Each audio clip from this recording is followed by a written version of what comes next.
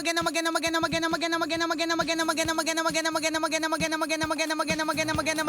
tanghali.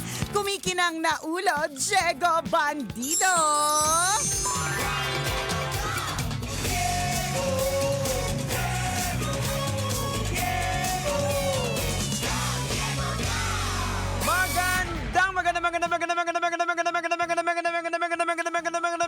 Magandang tanghali. Kumikinang ina.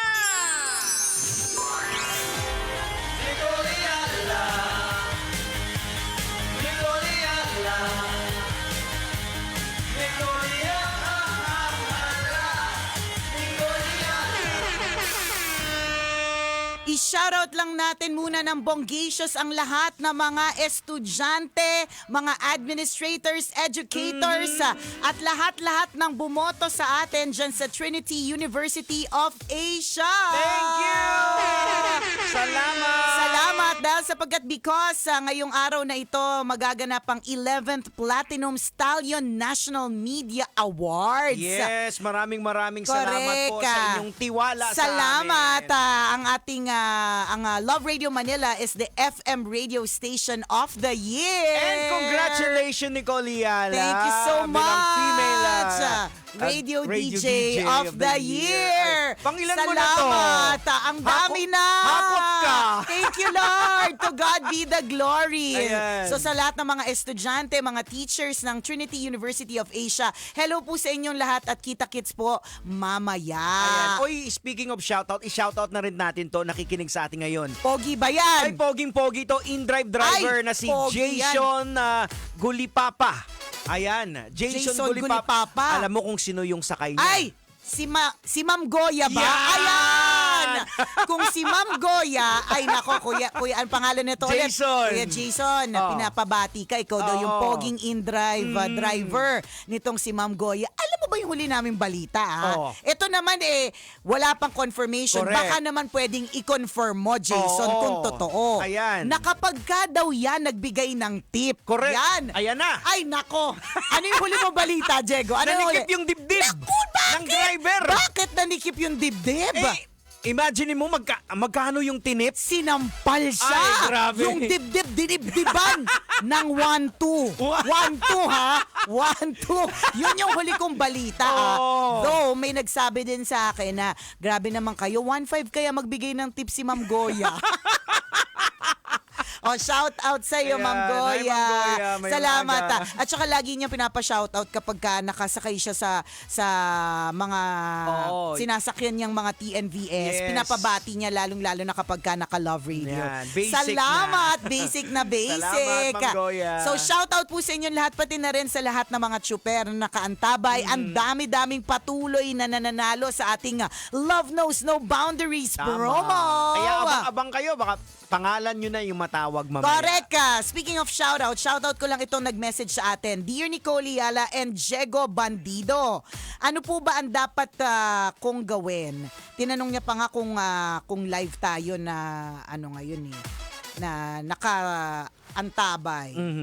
Kasi tinatanong niya, teka lang. Magsalamin ka kasi. Teka lang, alam mo naman. Na-deliver ba ni Dr. Bless yung salamin mo? Doc Bless, thank you sa salamin. Kaya lang kapag ganitong ganda-gandahan ako, yung contact, naka-contact 3 lens inches ako. po yung niya ngayon, yung pilikmata niya, kaya hindi pwede suotan ng salamin. Hindi pwede magsalamin. Alam niyo naman po kapag ako po ay naka-contact lens, yung pangunawa ko po ay nababawasan ng mga 32.7%. Ayan. So ito yung kanyang katanungan. Sabi niya, Dear Nicole Yala and Diego Bandido, kayo po ba ay live today? Gusto ko pong itanong ito. Papaano po bang advice ninyo about taking care of a bedridden na parent? Sabi niya, ang hirap-hirap po pala mag-alaga na pasyente kahit sabihin pa nating mahal na mahal natin sila dahil magulang natin sila. Nag-aaway-away na po kami magkakapatid dahil hindi lahat gustong tumulong sa pag-aalaga. Totoo. Lalong-lalo na yung mga may kaya sa buhay. Yung mga anak na may hirap, sila po yung pinag pag-aalaga. Eh may sarili din naman po kaming obligasyon sa buhay kahit mahirap lang din kami sa buhay. Sana po mapag-usapan niyo po ito para marinig ng mga kapatid ko at maging maayos na lang po ang paghahati ng obligasyon, mahirap man o mayaman ang anak.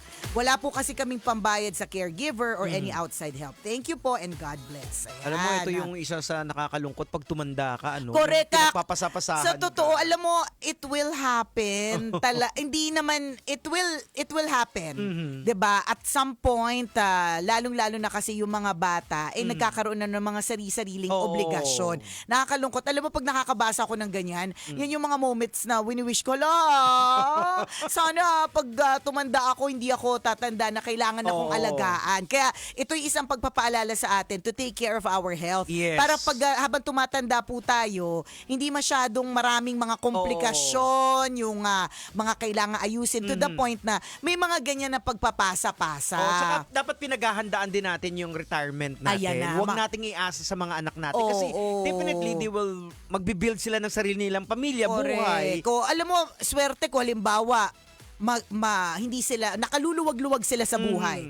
'Di ba? Swerte. Ayos Oo. 'yun kapag ganoon. Paano kung halimbawa itong nag-PM sa atin na medyo kulang-kulang na rin talaga yung kanilang kita, 'di ba? And of course, katulad nga nung sinabi niya, syempre mahal naman natin. Hindi rin naman talaga natin pwedeng pabayaan.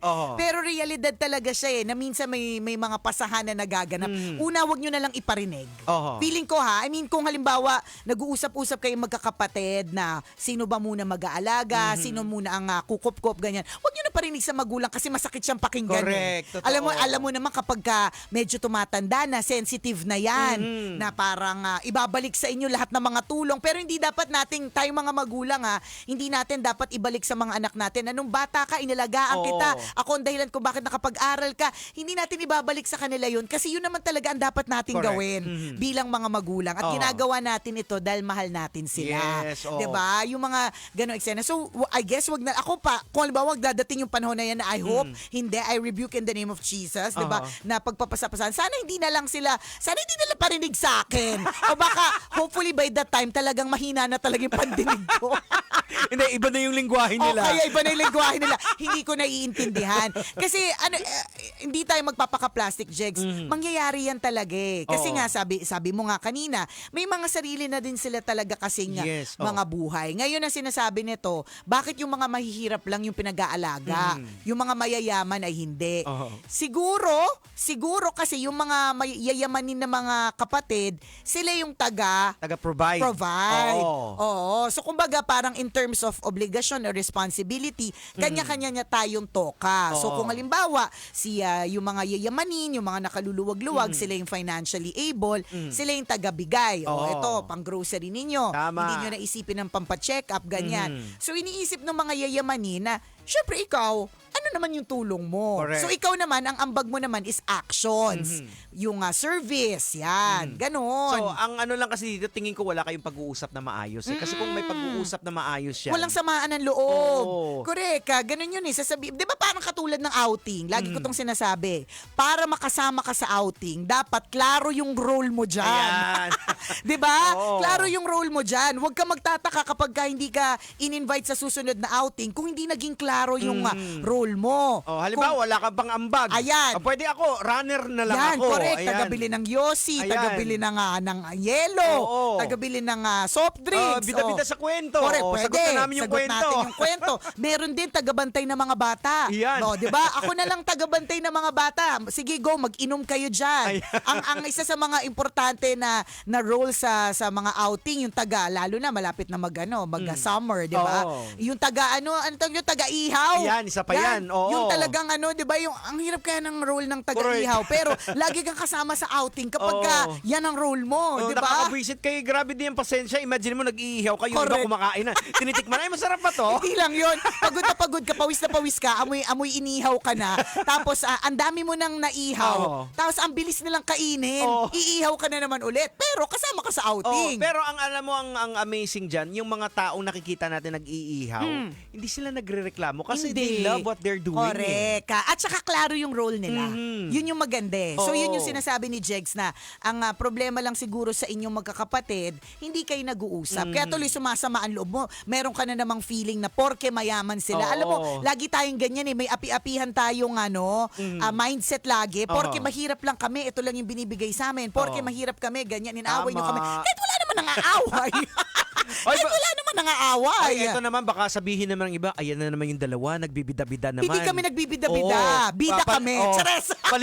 Palibhasa, hindi nila na-experience Uy! yung magbantay ng bedridden. Ay, hindi. Well! Excuse me lang.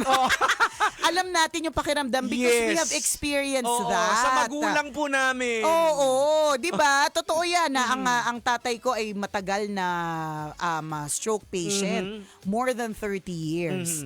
'Di ba? May mga ganun din kaming pag-uusap Yes. na magkakapatid, sino magbabantay, sino nga paano yan mag-isa lang siya. Yung mga ganun Oo. nangyayari talaga 'yun. Pero yun nga, Mahirap talaga. mahirap talaga siya, hindi siya madali. Kaya nga, yun nga ang mahalaga dito is klaro lang.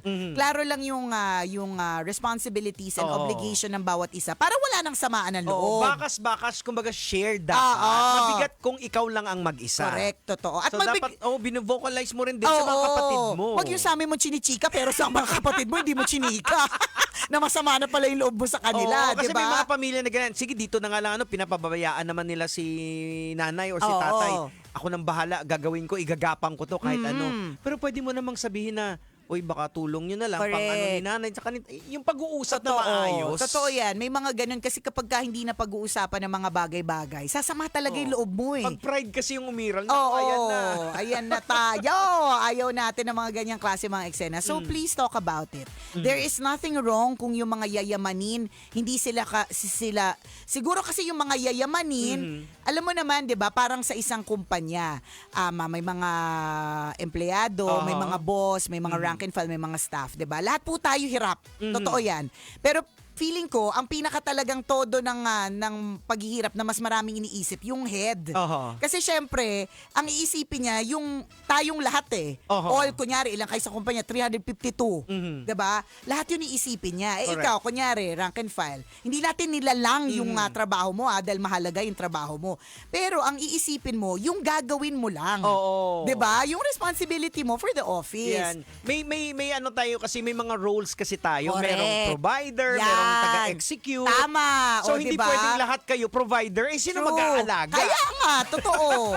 At kung halimbawa sa'yo nakatoka yung pag-aalaga, learn also to rest para hindi ka napapagod. Tama. O, kalmahan mo lang ha. Relax ka lang. Okay, Love mo yan mag-away-away. eh. Oo, Mama mahal mo yan eh. Ako pong kumikinang naulo, Diego At Bandido. ako kumiki ng ina mo, Nicole Liala. Kailangan pa bang i-memorize yan? Basic! Portion to you by ACS. Ginagawa naman natin kasi love natin. Yes, Pag oo hindi naman. natin love, wala tayong Oo. pake. Kasi kami personal po namin na experience yan. Si Nicole sa father niya. Ako din po sa father ko rin din na alam mo sobrang hirap na dumating kami sa punto na ipasok na lang namin to. Kasi pareho kaming magkapatid eh.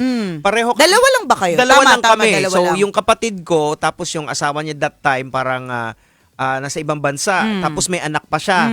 Ako naman, kinakailangan ko rin magtrabaho para may Pakain ka din, panggastos. oo. So talagang ang hirap. Pero yun nga, eventually you can figure it out sa amin. Meron kaming nakakilala na parang titingin habang nasa Nagtatrabaho trabaho. kayo. Pag uwi na, alis Ikaw na na, siya. So parang correct. ganon. So Ma- napag-uusapan siya. Oo, eh. kumbaga in a way, nagagawa naman yan siya ng paraan. Basta Oo. klaro lang kung ano yung gagawin ng bawat isa. Oo, sa amin, dalawa kami. So, medyo mas mahirap. Kasi dalawa lang kayo eh. Correct. Tapos, may anak pa yung kapatid ko na maliliit. Pero kung marami naman din kayo. Sorry. Kanina pa tong si... At sino na to? Ayaw. Anong kanina? Last week pa. Oo nga, tagal-tagal niya tong gumaling. Nakakaloka. Ayun, sabihan ka na naman ng anak mo, Mom. Mom, I heard you sneeze. Mom, I heard you cough. Diba? Di, pero totoo yun. Hindi po siya madali. Ako, Jegs, pag halimbawa dumating yung time, I hope not, diba, na ano, tas sabihin nila na ipapasok nila ako, Hindi naman sasama yung loob ko, basta maganda lang din yung ipapasok. Yung facility. Yung facility. Hindi na lang, Totoo. kaysa naman, Mm. isipin pa nila ako everyday, kasi Yes, hindi na sila mm. maka-work, ganon. Okay lang sa akin. Kaya nga 'di ba Oo. yan yung isa sa mga ultimate dream ko na sana dumating yung panahon na lahat ng mga taong tumatanda ay excited tumanda kasi ang goal nila ay makapasok dun sa mga home for the aged Oho. na pangmalakasan. Yes. Bakit? Merong mga seminars, Ayan, may may activities. pickleball, Ayan. yan. May mga ganun, firing, Correct. ganon. Diba? Tapos maganda siya na facility, aircon, yung hindi mo kang parang, sige, dyan na lang, Oho. kasi walang tagabantay. Feeling ko nga, mas okay na yun kaysa pinabayaan sa kalsada. Yes. Oo, totoo. Kaya para sa akin hindi siya, kung halimbawa, kayo magkakapatid, nag-decide siya. This is me ha. For others, kanya-kanya naman po tayo. Pero para sa akin, yung hindi ka pinabayaan mag-isa sa kalsada, na bahala ka na lang, at inisip nila na idalhin ka na lang sa isang home where they will, kasi merong, yung mga homes na yan, may magki-care sa kanila Oo. eh. May titingin meron talaga. titingin. At hindi naman ibig sabihin, pag pinasok mo na yan, hindi mo na Hindi mo dadalaw. yun ang problema kapag hindi mo na Ayun, dinalaw, oo, hindi mo na yan. pinuntahan. Oo. No? Doon tayo may problema. Pero kung yun lang talaga, Oo. kailangan mo magtrabaho. Hindi naman po kasi talaga lahat anak ng mayaman eh. Oh, kasi during that time nung nagko-contemplate kami yan, mabigat eh. Hindi pa namin ginagawa pero mabigat kasi unang-una kultura natin sa Correct, na tayo ang mag-aalaga Oh, na ng mga magsasama-sama tatanda. tayo until the Yes. old age, 'di ba? Correct.